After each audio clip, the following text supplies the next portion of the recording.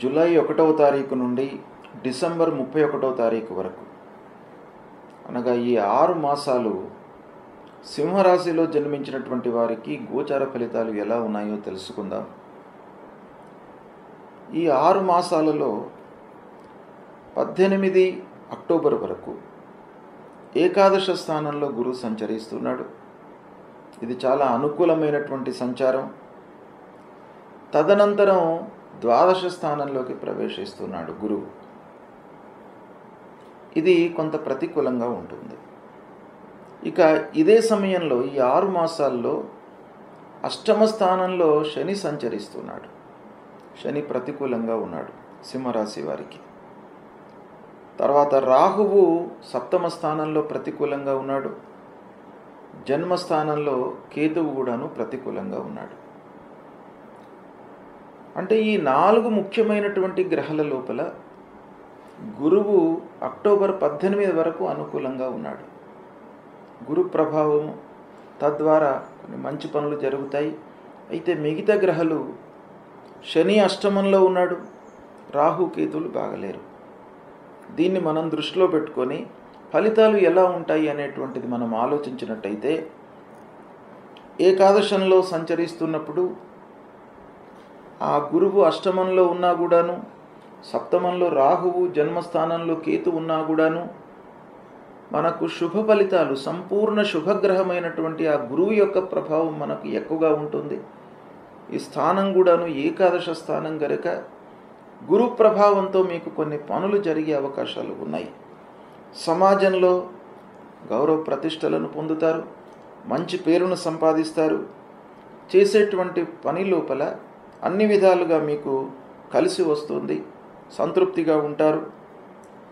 శారీరకంగా ఆనందంగా ఉంటారు, ఉత్తేజంతో పనులు చేస్తారు, ఉల్లాసంగా ఉంటారు. ఇలా ప్రతి పని లోపల కూడాను ఏకాదశ స్థానంలో సంచరిస్తున్నప్పుడు మీకు రిజల్ట్స్ అనేవి అనుకూలంగా ఉంటాయి. ఇకపోతే ఈ ఏకాదశ స్థానంలో ప్రత్యేకమైనటువంటి లక్షణం ఏంటంటే, మీకు ఎవరైతే శత్రువులు ఉన్నారో వాళ్ళ మూలకంగా కూడాను మీకు మంచి జరిగే అవకాశాలు ఉంటాయి. అంటే వాళ్ళు మీకు హాని చేయాలి అనేటువంటి తలంపుతో ఉంటారు, కానీ వాళ్ళ నిర్ణయం అనేటువంటిది మీకు కలిసి వస్తుంది. అది ఒక ప్లస్ పాయింట్ మీకు. ఇక గురువులు, పెద్దలు, సమాజంలో మంచి స్థితిలో ఉన్నటువంటి వారితో సంబంధాలు ఏర్పడతాయి. సంతోషంగా మీరు ఉండడానికి అవకాశాలు ఉంటాయి. అనుభవజ్ఞులతో సలహాలు తీసుకుంటారు.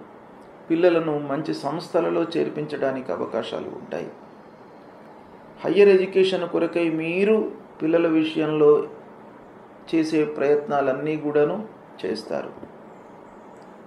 వివాహాది శుభకార్యాలు జరిగే అవకాశాలు ఉంటాయి ఈ సమయంలో.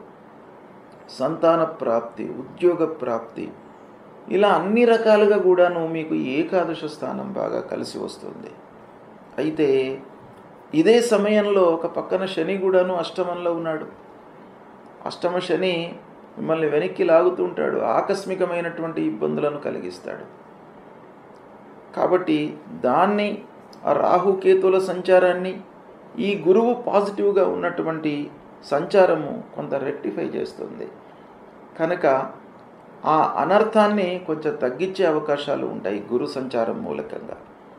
ఇక అక్టోబర్ నుండి డిసెంబర్ వరకు, అక్టోబర్ 18 నుండి డిసెంబర్ వరకు ద్వాదశ స్థానంలోకి ఎంటర్ అవుతున్నాడు గురువు. ద్వాదశ స్థానం మళ్ళీ మీకు ఇబ్బందికరంగా ఉంటుంది, ఖర్చులు పెరుగుతాయి.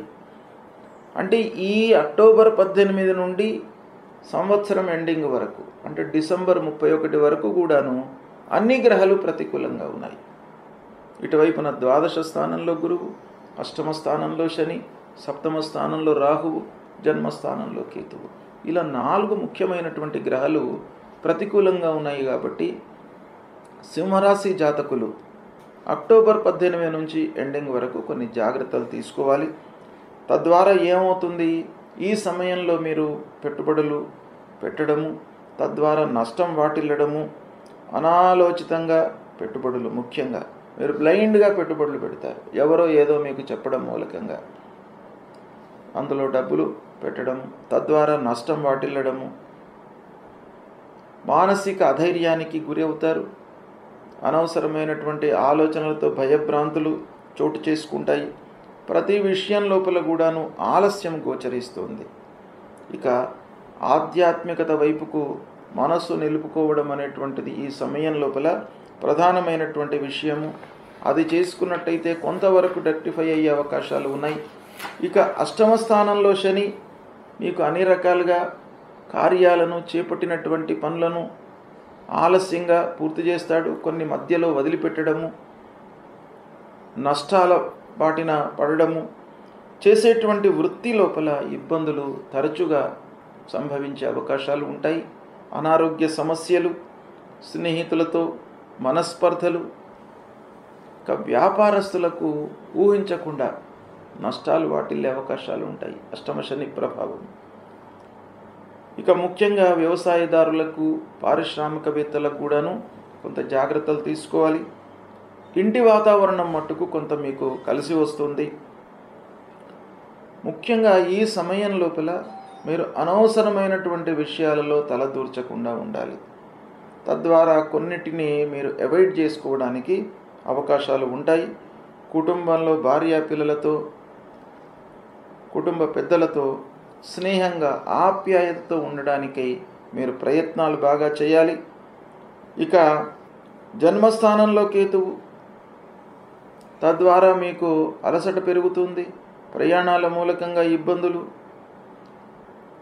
జాయింట్గా ఏదైనా పని చేస్తున్నప్పుడు మీకు ఇబ్బందులు కలిగే అవకాశాలు ఉంటాయి.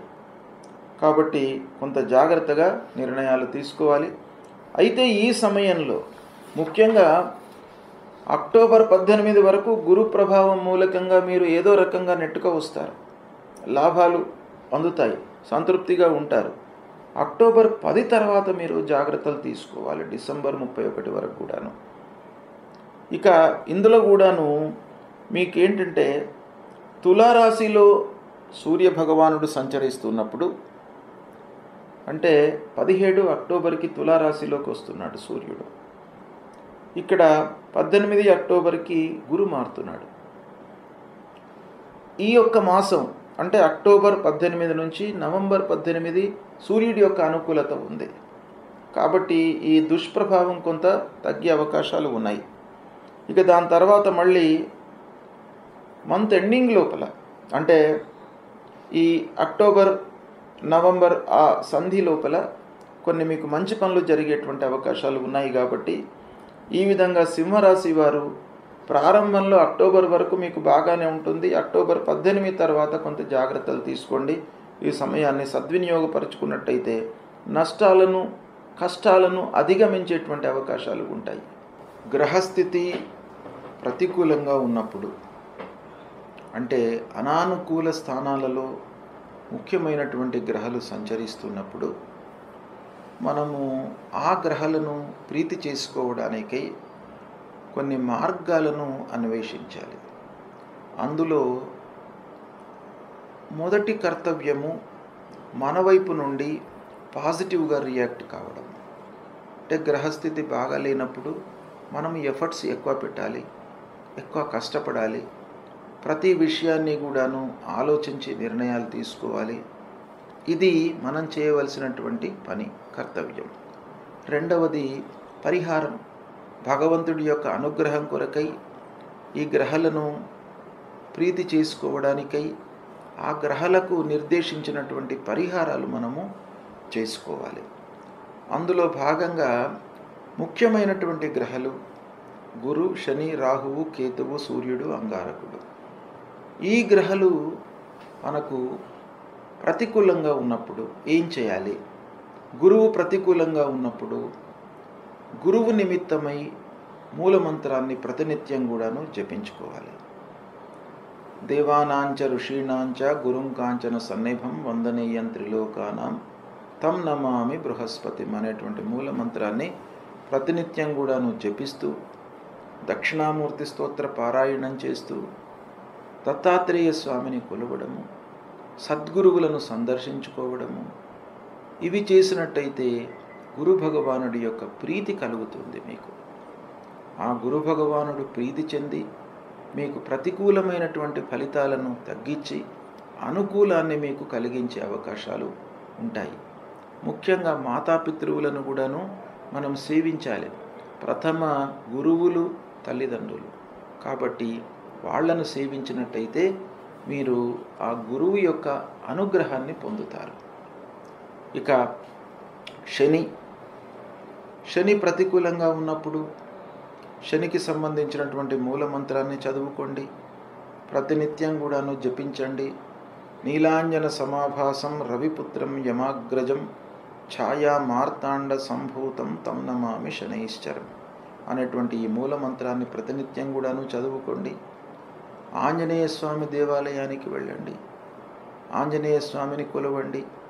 మీ లోపల భయము, భ్రాంతి, ఆందోళన ఇవి లేకుండా మిమ్మల్ని కాపాడుతాడు. హనుమాన్ చాలీసా పారాయణం చేసుకోండి. శివాభిషేకం చెయ్యండి. మాస శివరాత్రి రోజున శంకరుడి దేవాలయానికి వెళ్ళి ఆ శంకరుణ్ణి పూజించండి. ప్రదోష సమయంలో శంకరుణ్ణి పూజించండి. ప్రతి మాసం లోపల కూడాను మాస శివరాత్రి వస్తుంది, అమావాస్య ముందు. ఆ మాస శివరాత్రి రోజున శంకరుణ్ణి మీరు పూజించినట్టయితే మీకు అపమృత్యు దోషాలు తొలగుతాయి. కాబట్టి ఆ శంకరుణ్ణి పూజించండి, ఆంజనేయ స్వామిని కొలవండి. ఇవి రెండు చేసినట్టయితే శని ప్రభావం తగ్గుతుంది. ఇక రాహువు ప్రతికూలంగా ఉన్నప్పుడు రాహు ప్రీత్యర్థమై మూలమంత్రాన్ని జపించండి. అర్ధకాయం మహావీర్యం చంద్రాదిత్య విమర్ధనం సింహికా గర్భ సంభూతం తం రాహుం ప్రణమామ్యహం. ఈ మూలమంత్రాన్ని ప్రతినిత్యం కూడాను చదవండి. అమ్మవారిని కొలవండి. దుర్గామాత, రాజరాజేశ్వరి అమ్మవారిని, మహాకాళి, మహాలక్ష్మి, మహాసరస్వతి ఈ అమ్మవారి స్వరూపాన్ని, ఆ దుర్గామాతను కొలిచినట్టయితే తప్పకుండా రాహు ప్రభావం మీకు తగ్గుతుంది. రాహు కలిగించేటువంటి దుష్ప్రభావం తగ్గి అమ్మవారి అనుగ్రహం మూలకంగా మీకు మంచి ఫలితాలు కలుగుతాయి. ఇక కేతువు ప్రతికూలంగా ఉన్నప్పుడు గణపతిని మీరు సేవించండి. విఘ్నాలు కలిగే అవకాశాలు ఎక్కువ ఉంటాయి. మానసికంగా చంచలత్వాన్ని ఇస్తాడు. కాబట్టి మీరు ఆ గణాధిపతిని పూజించినట్టయితే మీకు ఆ కేతువు ప్రీతి చెంది కేతువు మూలకంగా కలిగేటువంటి దుష్ప్రభావం తగ్గుతుంది. అంతేకాకుండా కేతువుకు సంబంధించినటువంటి మూలమంత్రాన్ని ప్రతినిత్యం కూడాను చదువుకోండి. ఫలాశ పుష్ప సంకాశం తారకా గ్రహమస్తకం రౌద్రం రుద్రాత్మకం ఘోరం తం కేతుం ప్రణమామ్యహం. ఈ మూలమంత్రాన్ని చదువుకోండి. మీకు ఈ గ్రహాలు ప్రీతి చెంది దుష్ప్రభావము తగ్గే అవకాశాలు ఉంటాయి. కాబట్టి ఈ ప్రతికూలంగా ఉన్నప్పుడు ఆ భగవంతుణ్ణి కొలవడము, కీర్తన చేయడము, లలితా సహస్రనామ పారాయణం చేయడము, విష్ణు సహస్రనామ పారాయణం చేయడము, సూర్య నమస్కారాలు చేయడము, సుబ్రహ్మణ్య స్వామిని కొలవడము, ఇలాంటివి మీరు చేపట్టినట్టయితే ఆ గ్రహాల మూలకంగా కలిగేటువంటి దుష్ప్రభావము పూర్తిగా నిర్వీర్యమవుతుంది. ఆ భగవంతుడి యొక్క అనుగ్రహానికి మీరు పాత్రులవుతారు. శుభ ఫలితాలను పొందుతారు. తప్పకుండా ఈ పరిహారాలను పాటించండి.